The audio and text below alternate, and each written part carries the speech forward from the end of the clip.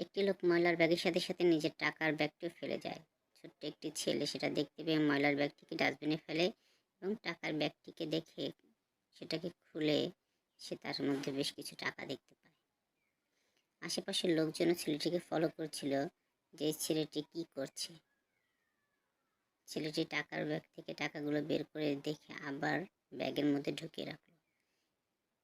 তখনও বাইরের লোকজন তাকে ফলো করছিল যে ছেলেটি কি করে। শেষ পর্যন্ত তারা দেখলো যে ছেলেটি নিজের স্কুল ব্যাগ খুলছে এবং টাকার ব্যাগটি তার স্কুল ব্যাগের মধ্যে ঢুকিয়ে রাখছে। আশেপাশের লোকজনগুলো তখনও ফলো করছিল যে ছেলেটি শেষ পর্যন্ত কি করে। যখন টাকার মালিক গাড়ির কাছে আসলো এবং গাড়ি খুলতে যাবে তখন দেখলো যে তার টাকার ব্যাগটি তার সাথে নেই। সে পেরেশান হয়ে গেল এবং ডাস্টবিনের কাছে ছুটে আসলো। এরপর লোকটি এসে ডাস্টবিনের মধ্যে তার ব্যাগটি খুঁজতে লাগলো, কিন্তু পেল না। পরবর্তীতে সে পাশে বসে থাকা ছেলেটিকে কি যেন জিজ্ঞাসা করলো।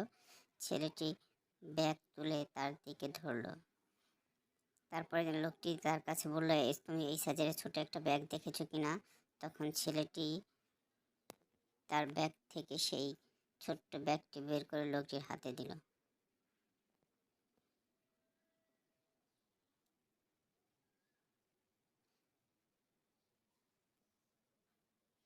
তখন আশেপাশের লোকজন যারা তাকে ফলো করছিল তারা সবাই ছেলেটিকে ধন্যবাদ দিল।